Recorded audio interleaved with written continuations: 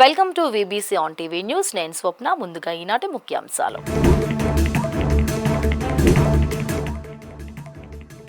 ప్రపంచంలో 4వ అతిపెద్ద ఆర్థిక వ్యవస్థగా భారత్ త్వరలో 3వ స్థానానికి చేరుతుందన్న నీతి ఆయోగ్ సీఈఓ. విజయవాడలో థీమ్ యోగా కార్యక్రమాలు ప్రారంభం. 2 కోట్ల మందికి యోగా శిక్షణ లక్ష్యమన్న నిర్వాహకులు.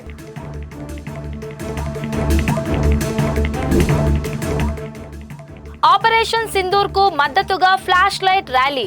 దేశం పట్ల బాధ్యతగా ఉండాలని కళాకారుల విజ్ఞప్తి.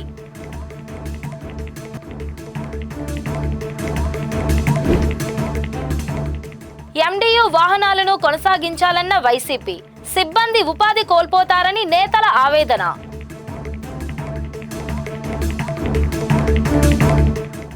భారతదేశం ప్రపంచంలోనే 4వ అతిపెద్ద ఆర్థిక వ్యవస్థగా ఆవిర్భవించిందని నీతి ఆయోగ్ సీఈఓ బీవీఆర్ సుబ్రహ్మణ్యం తెలిపారు. న్యూఢిల్లీలో జరిగిన నీతి ఆయోగ్ 10వ పాలక మండలి సమావేశం సందర్భంగా ఆయన మాట్లాడుతూ భారతదేశం రాబోయే 2.5-3 జర్మనీని అధిగమించి 3వ స్థానానికి చేరుతుందని విశ్వాసం వ్యక్తం చేశారు. IMF డేటా ప్రకారం భారతదేశం ఇప్పుడు $4 ట్రిలియన్ ఆర్థిక వ్యవస్థ అని వెల్లడించారు. అమెరికా, చైనా, జర్మనీ ఆర్థిక వ్యవస్థలు మాత్రమే భారత్ కంటే పెద్ద ఆర్థిక వ్యవస్థలను కలిగి ఉన్నాయని వివరించారు. భారత్ ప్రపంచంలోనే 4వ అతిపెద్ద ఆర్థిక వ్యవస్థగా ఆవిర్భవించిన సందర్భంగా పలువురు ప్రముఖులు సోషల్ మీడియా వేదికగా హర్షం వ్యక్తం చేశారు. ఉప ముఖ్యమంత్రి పవన్ కళ్యాణ్ ఈ చారిత్రక విజయం ప్రధానమంత్రి నరేంద్ర మోదీ దార్శనిక నాయకత్వాన్ని, ఎన్డీఏ ప్రభుత్వ ప్రగతిశీల పాలనను సూచిస్తుందని పేర్కొన్నారు. ఇది కేవలం ఆర్థిక పురోగతి మాత్రమే కాదని, ప్రపంచవ్యాప్తంగా భారత్కు పెరుగుతున్న ప్రాముఖ్యత అని వ్యాఖ్యానించారు. అలాగే వైద్య ఆరోగ్య శాఖ మంత్రి సత్యకుమార్ యాదవ్ తమ సందేశంలో భారత్ ఈ స్థాయికి చేరడానికి ప్రధాని మోదీ నాయకత్వంలోని టీమిండియా చేసిన కృషే కారణమన్నారు. నరేంద్ర మోడీ ప్రధానిగా బాధ్యతల్ని స్వీకరించినప్పుడు ప్రపంచంలో మన ఆర్థిక వ్యవస్థ 11వ స్థానంలో ఉండేదని గుర్తు చేశారు. 2047 నాటికి ప్రపంచంలో అతిపెద్ద లేదా 2వ స్థానానికి భారత్ ఎదగడం ఖాయమని ధీమా వ్యక్తం చేశారు. ఆ దిశగా దేశ ప్రజలంతా ఉమ్మడిగా కృషి చేసి వికసిత భారత్ కోసం నడుం బిగించాలని పిలుపునిచ్చారు. The reason for the PM giving this call last time is that India is at a turning point. It's at a takeoff stage. And this is at the cusp of a change in our growth trajectory. And given that we have solved a lot of issues regarding basic services, access to basic services, and having reduced extreme poverty to less than 5% almost, I think the country is at a takeoff stage where it can grow very, very rapidly, as has been done by many countries in the past. So this was the context. Given this, as well as the demographic dividend that India is actually blessed with for the next 20-25 years, that we can grow rapidly, the Prime Minister gave a call that all states to prepare a vision documents at their level. And this is already visible in the growth of India. We are the 4th largest economy as I speak. We are a $4 trillion economy as I speak. And this is not my data, this is IMF data. India today is larger than Japan. It's only the United States, China and Germany which are larger. And if we stick to what is being planned, what is being thought through, it's a matter of another 2.5 to 3 years, we would become the 3rd largest economy. And in this, the reason for the Prime Minister giving this call is this is a long haul and we have to do it for about 25 years. States are fundamental. Be it industrial development, be it services, be it agriculture, be it human capital, everything has to be done in states. Vijayawada VRDS రోడ్లో ఈ ఉదయం రాష్ట్ర స్థాయి theme yoga కార్యక్రమాలు ఘనంగా ప్రారంభమయ్యాయి. నగరం నలుమూలల నుండి వేలాదిగా యోగా ఔత్సాహికులు, విద్యార్థులు ఈ కార్యక్రమంలో పాల్గొన్నారు. ఈ సందర్భంగా రాష్ట్ర ప్రభుత్వ ప్రత్యేక కార్యదర్శి MT కృష్ణబాబు మాట్లాడుతూ రాష్ట్రంలో కనీసం 2 కోట్ల మంది యోగాలో ప్రవేశించేలా అవగాహన కల్పించి శిక్షణ నిర్వహిస్తున్నామని తెలిపారు. నిపుణులు రూపొందించిన యోగా కామన్ ప్రోటోకాల్ ప్రకారం అభ్యాసం చేయిస్తున్నామన్నారు. రాష్ట్ర వ్యాప్తంగా 104 పర్యాటక ప్రాంతాల్లోనూ ప్రత్యేక ప్రచార కార్యక్రమాలు ఏర్పాటు చేశామని, ప్రతి కుటుంబానికి, ప్రతి వ్యక్తికి యోగాను చేరువ చేసేందుకు కృషి చేస్తున్నామని కృష్ణబాబు తెలిపారు. జూన్ 21వ తారీఖున ఇంటర్నేషనల్ యోగా డే, 10 సంవత్సరాలు ఇంటర్నేషనల్ యోగా డే అయిపోయిన సందర్భంగా, పూర్తయిన సందర్భంగా మన ముఖ్యమంత్రి గారి ఆహ్వానం మేరకు ప్రధానమంత్రి గారు వైజాగ్లో ఇంటర్నేషనల్ యోగా డేలో పార్టిసిపేట్ చేస్తున్న సందర్భంగా యోగాని మన ఆంధ్రప్రదేశ్లో ప్రతి కుటుంబానికి, ప్రతి వ్యక్తికి కూడా పరిచయం చేయాలి, యోగా బెనిఫిట్స్ అందరికీ కూడా తెలియచేయాలి. యోగాని వాళ్ళ వే ఆఫ్ లైఫ్గా మనం మార్చుకునేటట్టు వాళ్ళని మోటివేట్ చేయాలి అనే ఉద్దేశంతో మన ముఖ్యమంత్రి గారు ఒక 1 month లాంగ్ క్యాంపెయిన్ 21వ తారీఖు మే నుంచి 21వ తారీఖు జూన్ వరకు స్టార్ట్ చేయడం మీ అందరికీ తెలుసు. ఈరోజు మనం యోగాంధ్ర క్యాంపెయిన్లో భాగంగా థీమ్ బేస్డ్ క్యాంపెయిన్ స్టార్ట్ చేస్తున్నాము. 26 రోజులు ఉన్నాయి ఇంకా మనకి 21st జూన్కి. 26 జిల్లాలు, 26 థీమ్స్. అంటే ఈ థీమ్ యోగాకి మెయిన్ ఇన్స్పిరేషన్ ఏంటంటే ప్రతి ఒక్క సెగ్మెంట్ పాపులేషన్ని మనం ఈ యోగా కార్యక్రమాల్లో ఇన్వాల్వ్ చేయాలని.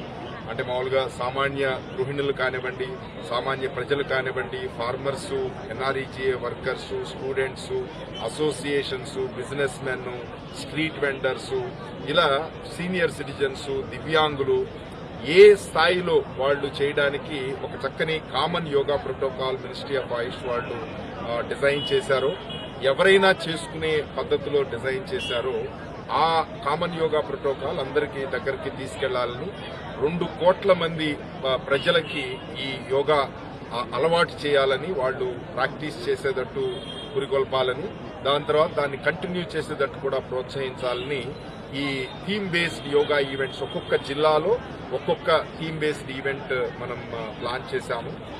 ఎన్టీఆర్ జిల్లాలో మనం యోగా అసోసియేషన్స్ అందరినీ కూడా తీసుకొచ్చి వాళ్ళ ద్వారా ప్రజలకి ఒక మెసేజ్ ఇప్పించాలి. వాళ్ళ మెంబర్స్ అందరికీ కూడా రాష్ట్ర వ్యాప్తంగా ఉన్న వాళ్ళ మెంబర్స్ అందరూ కూడా ఇందులో పార్టిసిపేట్ చేస్తూ ప్రజల్ని వాళ్ళని ఎంకరేజ్ చేయడానికి ఒక మెసేజ్ ఇవ్వాలనే ఉద్దేశంతో మొదటి రోజు ఎన్టీఆర్ జిల్లాలో ఈ కార్యక్రమం యోగ సాధకులతో మనం స్టార్ట్ చేయడం జరిగింది. ప్రత్యేకంగా కలెక్టర్ గారు చాలా ఇంట్రెస్ట్ తీసుకుని లక్ష్మీష చాలా చక్కగా ఈ కార్యక్రమాన్ని అసోసియేషన్స్ అన్నింటినీ ఇన్వాల్వ్ చేస్తూ ప్రజల్ని ఇన్వాల్వ్ చేస్తూ చక్కగా కార్యక్రమం ఏర్పాటు చేయడం ప్రత్యేకంగా అభినందిస్తున్నాం. అలాగే టూరిస్ట్ డెస్టినేషన్స్ కూడా పాపులరైజ్ చేయాలనే ఉద్దేశంతో 104 టూరిస్ట్ డెస్టినేషన్స్ ప్రతి జిల్లాలో 4 నుంచి 5 టూరిస్ట్ డెస్టినేషన్స్ దగ్గర కూడా ప్రతి వారం ఒక యోగా ఈవెంట్ మనం కండక్ట్ చేస్తూ ఆ పర్టికులర్ డెస్టినేషన్స్ ని పాపులరైజ్ చేయడానికి, ప్రజలు ఆ డెస్టినేషన్స్ వెళ్లి ఆహ్లాదంగా గడపడానికి ఈ కార్యక్రమం చేస్తున్నాం. దీంతో పాటు యోగా కాంపిటీషన్స్ కూడా మనం అంటే ఆల్మోస్ట్ గ్రామ వార్డు స్థాయి నుంచి మండల స్థాయి, జిల్లా స్థాయి, స్టేట్ లెవెల్, ఇలా డిఫరెంట్ లెవెల్స్లో ఇండివిజువల్ ఆసనాలు కానివ్వండి, గ్రూప్ పెర్ఫార్మెన్స్ కానివ్వండి, డ్యాన్సులు కానివ్వండి, అలాగే కాంపిటీషన్ యోగా ఈ పాటలు కాంపిటీషన్ కానివ్వండి, యోగా పెయింటింగ్స్ కానివ్వండి, ఎస్సేస్ కానివ్వండి, డిఫరెంట్ లెవెల్స్లో ఈ కాంపిటీషన్స్ పెడుతూ ఆ డిఫరెంట్ లెవెల్స్కి వచ్చి స్టేట్ లెవెల్ పార్టిసిపేట్ చేసిన ప్రతి ఒక్కళ్ళని కూడా వైజాగ్ తీసుకువెళ్ళి సెపరేట్ ఎంక్లోజర్లో ప్రధానమంత్రి గారితో ఇంటరాక్ట్ చేయించడానికి కూడా ఏర్పాటు చేస్తున్నాం. సో మనందరికీ తెలిసిందే యోగా వలన మానసిక ప్రశాంతత ఆల్మోస్ట్ మనకి ప్రతి వాళ్ళకి వాళ్ళ స్థాయిలో టెన్షన్స్ చాలా ఎక్కువ ఉంటాయి. ఈ మోడర్న్ ప్రపంచంలో అన్ని రకాల ఇష్యూస్ మనం చూస్తూ ఉంటాం. సో టెన్షన్స్ తగ్గి మానసిక ప్రశాంతత ఉండాలి, అలాగే బాడీ చక్కని ఆరోగ్యంతో ఉండాలి అనే దాన్ని పాపులరైజ్ చేస్తూ ప్రతి వాళ్ళని ఇన్వాల్వ్ చేయడానికి చేస్తున్న ఈ కార్యక్రమాలన్నింటిలో కూడా ప్రజలు విరివిగా పార్టిసిపేట్ చేయాలని ప్రత్యేకంగా విజ్ఞప్తి చేస్తున్నాం. వీర సైనికులకు సెల్యూట్ చేస్తూ విశాఖ బీచ్ రోడ్లో ఫ్లాష్ లైట్ ర్యాలీ నిర్వహించారు. ఈవెంట్ మేనేజ్మెంట్ అసోసియేషన్ ఆధ్వర్యంలో జరిగిన ర్యాలీలో జై హో భారత్ నినాదంతో పెద్ద సంఖ్యలో కళాకారులు పాల్గొన్నారు. ఆర్కే బీచ్ కాళీమాత ఆలయం నుండి వైఎంసీఏ వరకు ర్యాలీ కొనసాగింది. అంతకుముందు దేశం కోసం అహర్నిశలు పాటుపడే సైనికుల వీర గాథలతో కూడిన నృత్య రూపకాన్ని కళాకారులు ప్రదర్శించారు. ఆపరేషన్ సింధూర్తో మన సైనికుల శక్తి ఏమిటో ప్రపంచానికి తెలిసిందని సంఘం అధ్యక్షుడు సందీప్, ప్రధాన కార్యదర్శి షరీఫ్ ఖాన్లు అన్నారు. ప్రతి భారతీయుడు దేశం పట్ల బాధ్యత కలిగి ఉండాలని వారు పిలుపునిచ్చారు. ఆపరేషన్ సింధులో మేబీ పార్ట్ కాకపోవచ్చు.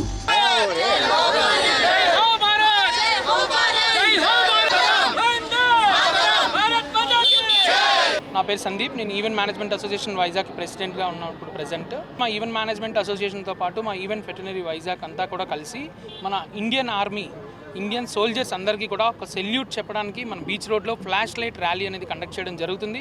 ఈ ఫ్లాష్ లైట్ ర్యాలీతో మేము వాళ్ళందరికీ ఇప్పుడు మన అక్కడ ఉన్న బోర్డర్లో ఇండియన్ ఆర్మీ కావచ్చు, ఎయిర్ ఫోర్స్ కావచ్చు, టోటల్ మన సోల్జర్స్ అందరూ ఇండియా గురించి మనకొక కవచంలాగా ఉండి వాళ్ళందరూ ఎంతో ఇదిగా మన ఇండియన్ వార్లో మనకు చేస్తున్నారు. వాళ్ళందరి గురించి మన వైజాగ్ నుంచి మన వంతు మేము ఒక సెల్యూట్ చెప్తూ ఫ్లాష్ లైట్ ర్యాలీ అనేది జరుగుతుంది. నా పేరు షరీఫ్ ఖాన్. నేను ఈమా వైజాగ్ అసోసియేషన్కి జనరల్ సెక్రటరీగా నిర్వహిస్తున్నాను. సో ఈరోజు మా బీచ్ రోడ్లో కాళీమాత టెంపుల్ నుంచి YMCA వరకు టార్చ్ లైట్ ర్యాలీ అనేది మేము పహల్గామ్ అటాక్లో ఏదైతే జరిగిందో దాని గురించి ఈ ర్యాలీ చేస్తున్నాము. అక్కడ మనందరి గురించి ఇక్కడ మన వైజాగ్లో కాదు మన ప్రపంచంలో అందరూ కూడా ఇంత పీస్ఫుల్గా ఈరోజు ఇక్కడ మనం ఉన్నామంటే దానికి రీజన్ మన ఇండియన్ ఆర్మీ, ఇండియన్ సోల్జర్స్ అండి. వాళ్ళ కోసం ఇప్పుడు మేము వెళ్ళి అక్కడ ఫైట్ చేయలేము, అది మనకు తెలుసు. దాని గురించి అట్లీస్ట్ వాళ్ళ కోసం అంటే మేము ఇక్కడ ఒక ర్యాలీ, ఒక ట్రిబ్యూట్ కానీ ఒక సెల్యూట్ కానీ వాళ్ళకి చెప్పాలన్న ఒక దీని మీద ఒక కాన్సెప్ట్తో ఇక్కడ ర్యాలీ నిర్వహిస్తున్నాం. ఈరోజు 6 o'clock అందరూ కూడా కాళీమాత టెంపుల్ నుంచి YMCA వరకు టార్చ్ లైట్స్ వెలిగించుకుంటూ భారత్ మాతాకి జై హో అని చెప్పుకుంటూ మన YMCA వరకు ఈ వాక్ చేయడం జరుగుతుందండి. దీంతో మా ఈవెంట్ మేనేజ్మెంట్ అసోసియేషన్ వైజాగ్తో పాటు చాలా మటుకు అసోసియేషన్స్ మాతో కొలాబరేట్ అయ్యి ఈ వాక్లో పాల్గొనడానికి వచ్చారండి. చాలా హ్యాపీగా ఉంది. ఈ ర్యాలీ ఇలాగే సక్సెస్ఫుల్గా జరగాలని చెప్పి కోరుకున్నాను. Thank you. ప్రజా పంపిణీ వ్యవస్థను MDU వాహనాలతోనే నిర్వహించాలని విశాఖ వైసీపీ అధ్యక్షులు KK రాజు డిమాండ్ చేశారు. MDU డ్రైవర్స్ హెల్పర్స్ అసోసియేషన్ ఆధ్వర్యంలో గాంధీ విగ్రహం నుండి RTC కాంప్లెక్స్ LIC బిల్డింగ్ మీదుగా జరిగిన నిరసన ర్యాలీకి వైసీపీ నేతలు సంఘీభావం ప్రకటించారు. రాజకీయ కుట్రలో భాగంగానే రేషన్ వాహనాలను కూటమి ప్రభుత్వం రద్దు చేసిందని KK రాజు విశాఖ దక్షిణ మాజీ ఎమ్మెల్యే వాసుపల్లి గణేష్ కుమార్లు ఆరోపించారు. దీనిపై ఆధారపడే డ్రైవర్లు, హెల్పర్లు ఉపాధి కోల్పోకుండా కాపాడాలని వారు డిమాండ్ చేశారు. దీని ప్రభావం MDU ఆపరేటర్లు వారి కుటుంబాలపై పడుతుందన్నారు. అలాగే 1,50,00,000 తెల్ల రేషన్ కార్డుదారులు మళ్లీ రేషన్ దుకాణాల ముందు పడిగాపులు పడడం తప్పదన్నారు. దీనిపై ప్రభుత్వం పునర్సమీక్ష చేయాలని వారు విజ్ఞప్తి చేశారు. గత వైఎస్ఆర్ కాంగ్రెస్ పార్టీ ప్రభుత్వ ఆధ్వర్యంలో అప్పటి ముఖ్యమంత్రి వర్యులు గౌరవనీయ శ్రీ వైఎస్ జగన్మోహన్ రెడ్డి గారు ఆంధ్రప్రదేశ్ రాష్ట్రంలో ఉన్న సుమారు 1,50,00,000 మంది రేషన్ లబ్ధిదారులందరికీ కూడా వెసులుబాటు కల్పించాలి. ముఖ్యంగా ఎవరైతే పేద వర్గాల వారు ఉన్నారో, ఎవరైతే వ్యవసాయ కూలీలు ఉన్నారో, సమయాభావం వల్ల ఈ రేషన్ సప్లై సంబంధించి ఒక అధ్యయనం చేసి సచివాలయ వ్యవస్థ ద్వారా ఇబ్బందులు ఉన్నాయి. ఆ ఇబ్బందులను తొలగించి వాళ్ళకి వెసులుబాటు కల్పించి వాళ్ళకి మేలు చేకూర్చాలనే ఉద్దేశంతో ఒక అద్భుతమైన రేషన్ డోర్ డెలివరీ వ్యవస్థను రూపొందించి ఆ వ్యవస్థ ద్వారా ప్రత్యక్షంగా సుమారు 9,500 మందికి, పరోక్షంగా ఒక 20,000 కుటుంబాలకి లబ్ధి చేకూర్చడంతో పాటు ఈ 1,50,00,000 మంది కుటుంబాల్లో ఉన్న మహిళలకి గౌరవాన్ని, వెసులుబాటుని కలిగించే విధంగా ఒక వ్యవస్థను రూపొందించి ఆ వ్యవస్థ ద్వారా ఈ దేశానికి ఆదర్శంగా నిలిచే విధంగా ఆంధ్రప్రదేశ్ రాష్ట్రంలో ఉన్న ఈ సివిల్ సప్లైకి సంబంధించి రేషన్ డోర్ డెలివరీ వాహనాలకు సంబంధించి మిగతా రాష్ట్రాలు కూడా అమలు చేయాలని అధ్యయనం చేసే విధంగా వ్యవస్థ ద్వారా ప్రజలందరూ కూడా మేలు చేకూర్చడం జరిగింది.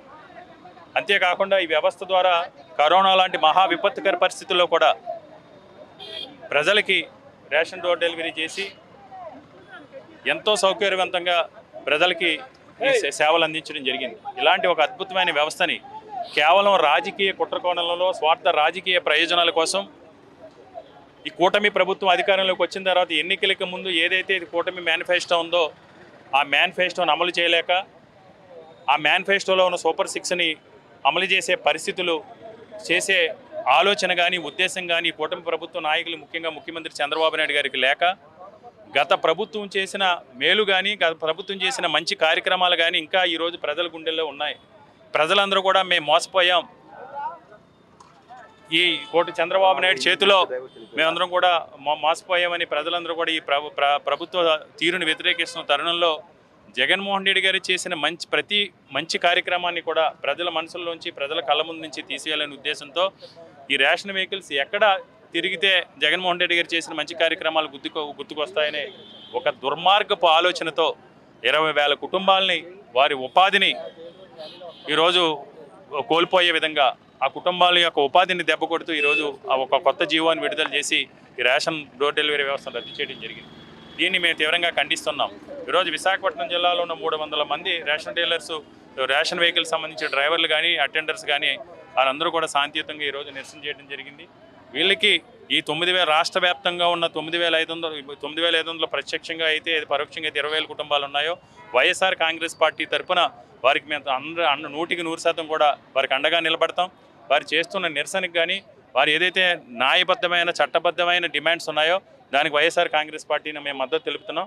ఇప్పటికైనా ఈ ప్రభుత్వం కళ్ళు తెలిసి ముఖ్యంగా చంద్రబాబు నాయుడు ఇప్పటికైనా, ఎందుకంటే ఇంత మెజార్టీతో అధికారంలోకి వచ్చినా సరే ఇప్పటికీ కూడా అభద్రతా భావం జగన్మోహన్ రెడ్డి గారిని చూసినా, జగన్మోహన్ రెడ్డి గారు అమలు చేసిన కార్యక్రమాలు చూసినా, జగన్మోహన్ రెడ్డి గారి ప్రజల్లో ఆదరణ చూసినా ఒక ఇన్సెక్యూరిటీ ఫీలింగ్తో ఆయన ఏం చేస్తున్నారో ఆయనకే అర్థం కాకుండా, ఎందుకంటే ఈరోజు పశ్చాత్తాపడాలి. ఎవరికైనా ప్రజలు ఒక మాట ఇచ్చినా, ఒక వాగ్దానం చేసినా, ఒక కార్యక్రమం అమలు చేయమని పశ్చాత్తాపడాలి. పశ్చాత్తాపడకపోగా ఈరోజు ఆయన ప్రతాపాన్ని, ఆయన రాజకీయ కక్షను కూడా ప్రజలపైన వ్యవస్థలో ఉన్న వ్యవస్థలపైన చూపిస్తున్నారు. ఇది మంచి పద్ధతి కాదు. కాబట్టి ఇప్పటికైనా ఆ జీవో నిలుపుదల చేసి వీరందరూ కూడా న్యాయం చేయాలని డిమాండ్ చేస్తున్నాం. అందరికీ నమస్కారం. కోట్లాది మంది ప్రజలు గుండె చప్పుడు విన్న జననేత శ్రీ వైఎస్ జగన్మోహన్ రెడ్డి గారు ఆ రోజు ప్రజా సంకల్ప యాత్రలో 3,500 కిలోమీటర్లు పాదయాత్ర చేసేటప్పుడు మహిళలు పడుతున్న కష్టాన్ని చూసి 1,50,00,000 ఈ రేషన్ కార్డు హోల్డర్స్ మహిళలు మానాన్ని మర్యాదల్ని వదులుకొని రోడ్డు మీద అఘోరించి ఎండ్లోని ఆ రేషన్ తీసుకెళ్తామన్నారే, ఆ రేషన్ డిపో హోల్డర్స్ ఏమో అది కూడా అడల్టర్ చేసినటువంటి రేషన్ బియ్యం, పప్పు సరుకులు కానీ ఇవన్నీ కూడా అరికట్టాలంటే అటు మర్యాద కాపాడుకోవాలి మహిళది, అలాగే వారికి నాణ్యమైన సరుకు అందించాలంటే ఒకటని చెప్పేసి ఆ రోజు పార్టీ శ్రేణి దిక్కులు పెక్కటేలా చేసిన జై జగన్ నినాదం మధ్య సాగిన ప్రజా సంకల్పయాత్రలో చెప్పిన మాటలు ఏంటంటే, నేను వచ్చిన వెంటనే ప్రమాణ స్వీకారం చేసిన తర్వాత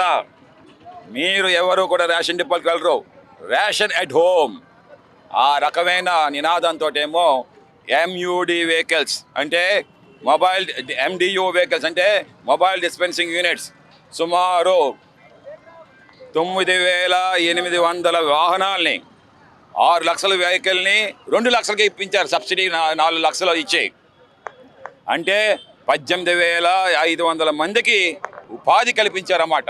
ఈరోజు చంద్రబాబు నాయుడు వచ్చి 20 లక్షల మందికి నేను ఉపాధి ఇస్తానని చెప్పేసి ఉన్నవి తీసేస్తా ఉన్నాడు. సిగ్గుండాలి చంద్రబాబు నాయుడు. కూటమి ప్రభుత్వంలో ఉండే పవన్ కళ్యాణ్ సిగ్గుండాలి. ఈరోజు ఇది మీదే పోర్ట్ఫోలియో, మీ మినిస్ట్రీయే.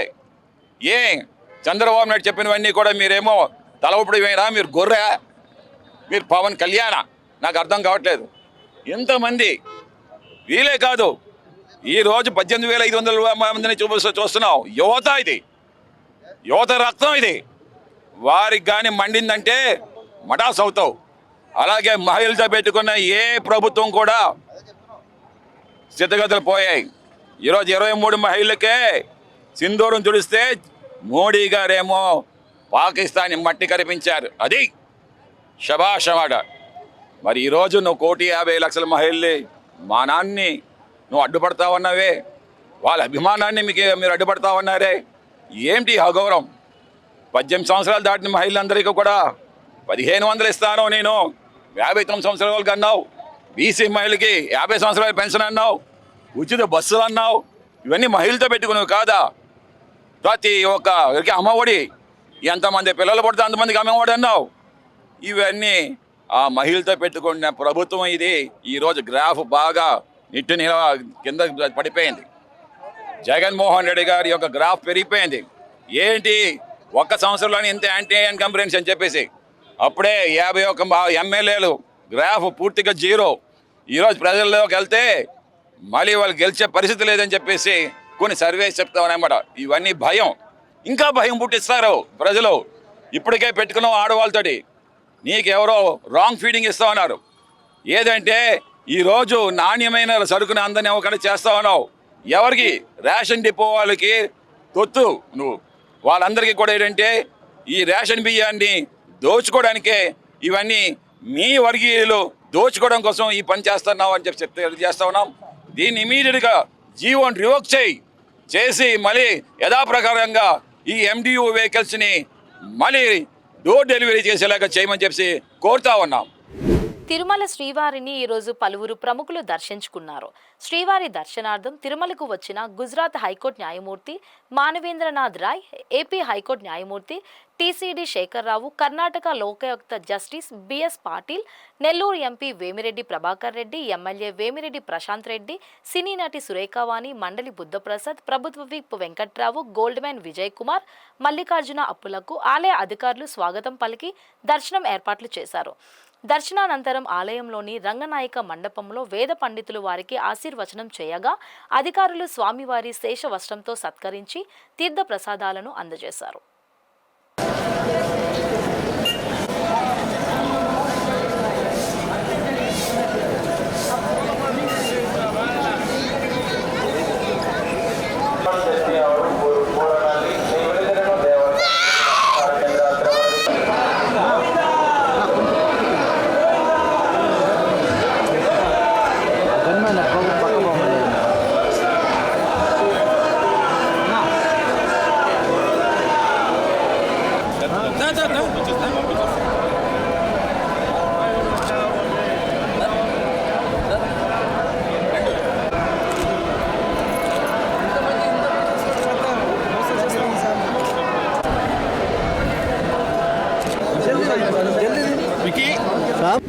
గాజువాకకు చెందిన నమ్మి బాబురావుకు అంతర్జాతీయ పురస్కారం లభించింది. ఆర్యభట్ట కల్చరల్ సంస్థ గోల్డెన్ జూబ్లీ వేడుకల్లో భాగంగా 16 దేశాలకు చెందిన వివిధ రంగాలలో ప్రతిభ కనబరిచిన వారిని గుర్తించి సత్కరించింది. ఇందులో భాగంగా పెదగంట్యాడ మండలం సీతానగరం గ్రామానికి చెందిన నమ్మి బాబురావును మల్టీ టాలెంటెడ్ విభాగంలో గుర్తించి అవార్డును ప్రదానం చేశారు. బాబురావు బాడీ బిల్డింగ్, కరాటే, యోగాలో 1996 నుంచి నిర్విరామంగా శ్రమిస్తూ జాతీయ, అంతర్జాతీయ స్థాయిలో గుర్తింపు పొందారు.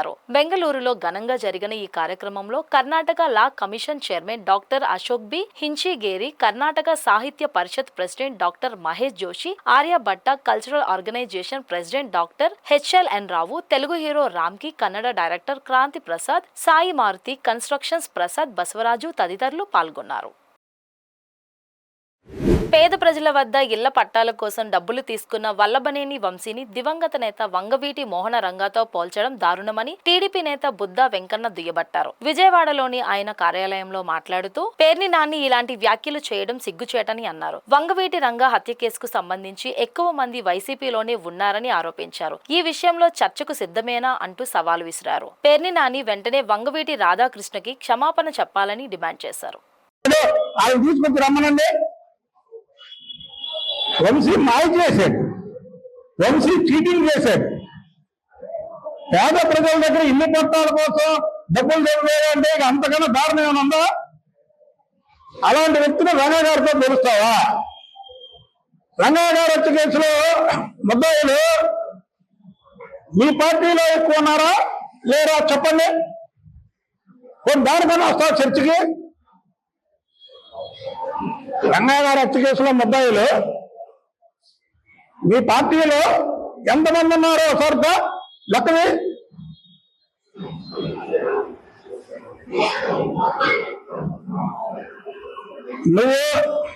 నీకు దమ్ముంటే నువ్వు బొక్కేసినటువంటి బియ్యం మీద చర్చకు రా, లేదా పారిపోతావా పారిపో. అంతేగాని వంగవీటి మోహన్ రంగా గారితో వంశీని పోల్చావు కాబట్టి వాళ్ళ కుమారుడికి, ఎందుకంటే రంగయ్య గారు చేసినటువంటి విధి విధానాల మీద రాష్ట్రం అంతా తిరుగుతారు కాబట్టి వంగవీటి రాధాకృష్ణ అతనికి 2 మోకాల మీద క్షమాపణ కోరు.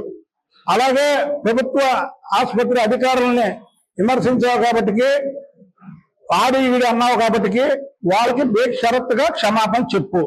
ఇది మా డిమాండ్.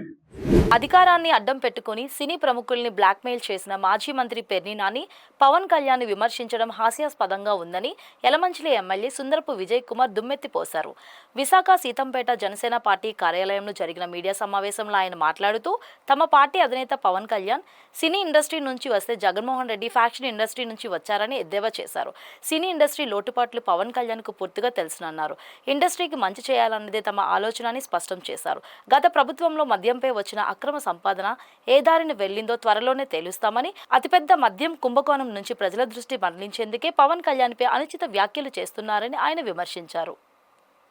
కొంతమంది బయటకు వచ్చి ఈ సినిమాల విషయంలో మాతో బయట మాట్లాడే ప్రెస్ల ముందుకు వచ్చి ప్రెస్ల ముందు మాట్లాడే వాళ్ళ గురించి కొంత చెప్పాలి. నిన్న పేర్ని నాని, ముఖ్యంగా చెప్పాలంటే పేర్ని నాని, పాపం పేర్ని నాని గారు సినిమాటోగ్రఫీ మంత్రిగా చేసినప్పుడు ఏం చేశాడో మర్చిపోయి నిన్నంతా కూడా దయ్యాలు వేదాలు వల్లిస్తున్నట్టు చాలా కథలు చెప్పాడు. ఆ పవన్ కళ్యాణ్ గారి గురించి వాటి గురించి బోల్డ్ మాట్లాడుతూ ఉన్నాడు.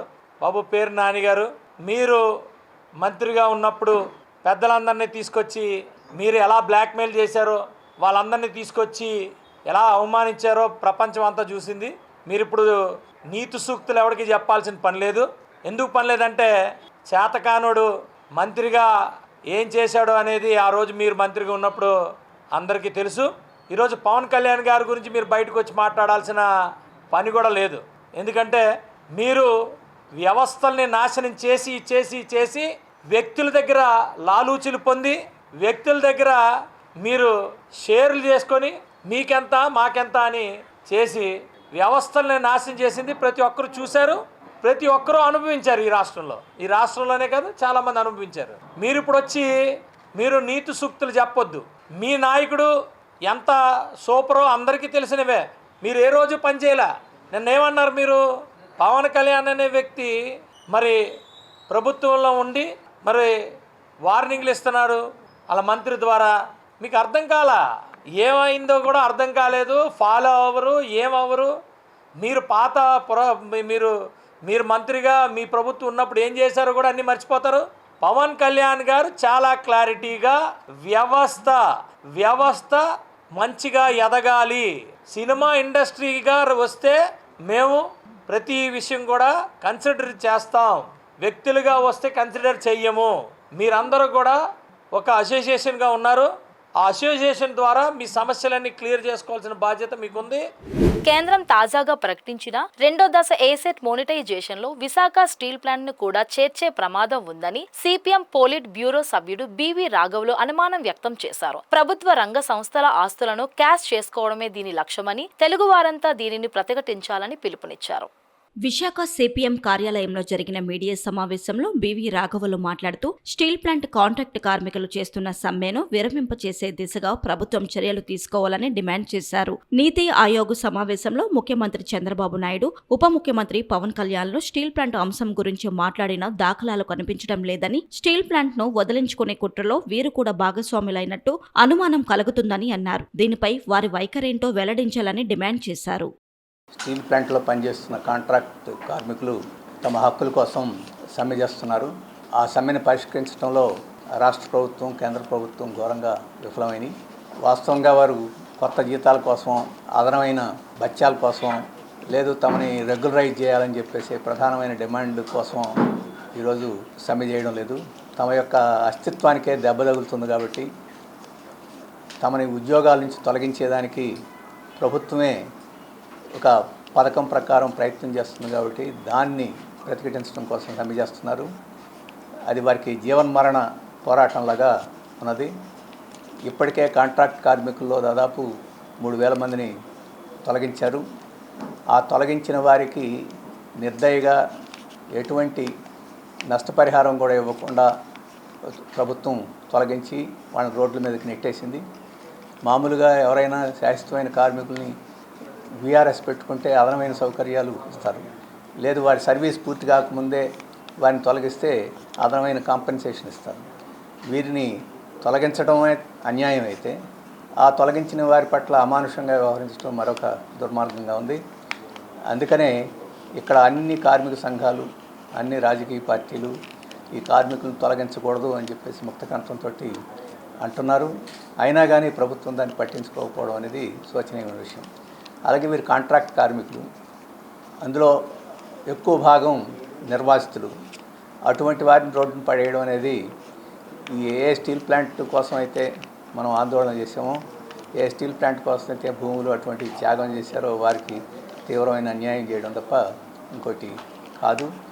వాస్తవంగా ఇక్కడ ఒక విశాఖపట్నం జిల్లాని, పాత జిల్లాని ఒక స్టీల్ హబ్గా తయారు చేస్తామని చెప్పి చంద్రబాబు నాయుడు గారు పదే ప్రకటిస్తూ వచ్చారు. ఈ స్టీల్ ప్లాంట్ని నాశనం చేస్తూ దీన్ని కొద్ది కొద్దిగా కృషించి నశించిపోయేట్టుగా చేస్తూ ఇక్కడ స్టీల్ హబ్గా తయారు చేయడం అంటే అర్థం ఏమిటి అనేది నేను అడుగుతున్నాను. స్టీల్ హబ్గా తయారు చేయడం అంటే ఈ స్టీల్ ప్లాంట్ను కూడా బలహీనం చేసి ప్రైవేట్ వాడికి ఇవ్వడం, కొత్త ప్రైవేట్ సంస్థలను ఇక్కడికి తీసుకురావడం, వారికి గనుల్ని వీటన్నిటిని కేటాయించడమే స్టీల్ హబ్గా తయారు చేయడం లాగా చెప్తుంది. ఈరోజు ప్రధానమంత్రి గారు మన దేశాన్ని $5 ట్రిలియన్ ఎకానమీగా తయారు చేసేస్తానని చెప్పి చాలా కాలం నుంచి చెప్తున్నాడు. మరి $5 ట్రిలియన్ ఎకానమీగా ముందుకు పోవాలంటే ఈ స్టీలు, సిమెంటు, ఈ ఇన్ఫ్రాస్ట్రక్చర్కి కావాల్సిన అనేక సౌకర్యాలు, వాటికి సంబంధించిన ఫ్యాక్టరీసు ఇంకా పెరగకుండా, ఉత్పత్తి ఇంకా ఎక్కువ కాకుండా ఎలా ఈ వికసిత భారత్ ఎలా తయారవుద్దని చెప్పేసి అడుగుతున్నాం. అందుకని ఈ స్టీల్ ప్లాంట్ని ఇలా రక్షించడమే కాదు, దీన్ని ఇంకా విస్తరించి బలపరిచి కొత్త ఉద్యోగులను చేర్చుకుంటేనే మన దేశం వారు చెప్తున్న అభివృద్ధి సాధించదు తప్ప ఉన్న వాటిని ఈ రకంగా చేయడం అనేది సాధ్యం కాదు. అందుకనే మేము డిమాండ్ చేసేది ఏంటంటే ఇప్పుడు ఈ ఉన్న స్టీల్ ప్లాంట్ పూర్తి సామర్థ్యం స్థాయికి తీసుకురావడం, కొత్త బ్లాస్ట్ ఫర్నెసెస్, బాయిలర్స్, అలాగే ఇతర ప్లాంట్స్ని అదనంగా చేర్చడం, ఇప్పుడున్న ఉద్యోగులను తొలగించకుండా ఇంకా ఎక్కువ అదనంగా ఉద్యోగుల్ని చేర్చుకోవడం, అలాగే దీనికి క్యాప్టివ్ మైన్స్ని ఇవ్వడం, ఎప్పటికీ భూములు ఇచ్చి నిర్వాసితులుగా ఉండి ఉద్యోగాలు రాని 8,000 కుటుంబాలని వాళ్ళందరికీ కూడా కల్పించడం అంటే ఉన్న దాంట్లోనే కాదు, ఎక్స్పాండ్ చేసి వాళ్ళకు కూడా ఉద్యోగాలు కల్పించడం, ఈ రకమైన చర్యలు తీసుకుంటే అటు రాష్ట్రాభివృద్ధికి, ఉపాధి అభివృద్ధికి, దేశాభివృద్ధికి తోడ్పడుద్ది. అటువంటి దాన్ని వీరు కేంద్ర ప్రభుత్వం నిరాకరిస్తుంది. ఎందుకు నిరాకరిస్తుందంటే కేంద్ర ప్రభుత్వం ప్రభుత్వ రంగ వ్యవస్థలన్నింటినీ, సంస్థలన్నింటినీ మానిటైజేషన్ పేరుతోటి ప్రైవేట్ వాళ్ళకి కారు చౌకగా అప్పగించాలని చెప్పేసి దుర్బుద్ధితోటి ఈ రకమైన చర్యలకు పాల్పడుతుంది. ఈ మధ్యనే నిన్ననే కేంద్ర ప్రభుత్వం ప్రకటించింది, ఆగస్టు లోపల 2వ దఫా అసెట్ మానిటైజేషన్ పథకాన్ని అమలు జరుపుతామని చెప్పేసి కేంద్ర ప్రభుత్వం ప్రకటించింది. మీకు అందరికీ తెలుసు, అసెట్ మానిటైజేషన్ అంటే ప్రభుత్వ ఆస్తులు ఎక్కడెక్కడైతే ఉన్నాయో అటువంటి వాటిని లీజుకి ఇవ్వడం, అమ్మివేయడం, అదే డబ్బులు చేసుకోవడం. ఇది అసెట్ మానిటైజేషన్ చెప్పంటే. అంటే రైల్వే భూములు కానీ, లేకపోతే ప్రభుత్వ రంగ సంస్థల భూములు కానీ, లేకపోతే ఆ కంపెనీల యొక్క ఆస్తులను కానీ వీటన్నిటిని వదిలించుకోవడమే అని. దానిలో ఈ స్టీల్ ప్లాంట్ కూడా భాగమయ్యే ప్రమాదం ఉంది. అందుకని దీనికి వ్యతిరేకంగా అందరూ, ముఖ్యంగా తెలుగు ప్రజలు గట్టిగా ప్రతిఘటించాలని, పార్టీలు కూడా ముందుకు వచ్చి ప్రతిఘటించాలని చెప్పేసి మేము డిమాండ్ చేస్తున్నాం. తక్షణం ఈరోజు కాంట్రాక్ట్ కార్మికులు చేస్తున్న సమ్మెని విరమింపజేసేదానికి అవసరమైన చర్యలు అంటే తొలగించిన 3,000 మందిని మళ్ళీ పనిలో పెట్టుకోవడం, అలాగే వారి యొక్క ఇతర సమస్యలను పరిష్కరించడం అనే చర్యలను వెంటనే తీసుకోవాలని, అలాగే ఇక్కడ ప్రభుత్వం, రాజకీయ పార్టీలు ఈ సంస్థను ఇంకా మెరుగు చేసేదానికి అవసరమైన డిమాండ్స్ ఏవైతే ఉన్నాయో, కొత్త గనిని కేటాయించడం, ఎక్స్పాన్షన్ చేయడం, ఇటువంటి వాటన్నిటి కోసం మళ్ళీ కేంద్ర ప్రభుత్వంతో మనం ఒత్తిడి చేయడం అని చెప్పేసి అవసరం. ఆ రకంగా ముందుకు రావాలని కోరుతున్నాను. నీతి ఆయోగ్ సమావేశంలో పాల్గొన్న సీఎం, డిప్యూటీ సీఎంలు ప్రధాని మోదీని పొగిడేందుకే పరిమితమయ్యారని, రాష్ట్రానికి సంబంధించిన ప్రధాన అంశాలేవి చర్చించినట్టు కనబడలేదని రాఘవులు అన్నారు. ప్రపంచంలోని 4వ అతిపెద్ద ఆర్థిక వ్యవస్థగా మన దేశాన్ని చెప్పుకుంటున్నప్పటికీ తలసరి ఆదాయంలో మన దేశం ప్రపంచంలో 136వ స్థానంలో ఉందని, ఈ విషయంలో చైనాతో పోటీ పడాలంటే చాలా దూరం ప్రయాణించాలని వ్యాఖ్యానించారు. ఇక్కడ తెలుగుదేశం పార్టీ, అలాగే బీజేపీతో సహా ఇక్కడ పవన్ కళ్యాణ్ అందరూ ఉన్నారు. నిన్న నీతి ఆయోగ్ సమావేశంలో ముఖ్యమంత్రితో పాటు డిప్యూటీ ముఖ్యమంత్రి గారు కూడా అక్కడ కుర్చీలో కూర్చొని ఉన్నారు. మరి అక్కడికి వెళ్ళి ఈ స్టీల్ ప్లాంట్ సమస్యల గురించి, వీటన్నిటి గురించి మాట్లాడినట్టు కనపట్టలేదు. ఆ రకంగా వారు కూడా ఈ మొత్తం స్టీల్ ప్లాంట్ని వదిలించుకునే కుట్రలో వారు కూడా భాగస్వాములు అయ్యారు అని అనిపిస్తుంది. కాబట్టి వారి వైఖరిని కూడా స్పష్టం చేయాలని చెప్పేసి, అలాగే నేరుగా ముఖ్యమంత్రి జోక్యం చేసుకుని ఈ సమ్మెని పరిష్కారం చేయాలని చెప్పేసి ఈ సందర్భంగా మేము కోరుతున్నాం. ఈ వార్తలు ఇంతటితో సమాప్తం. మరిన్ని విశేషాలతో మళ్ళీ కలుద్దాం.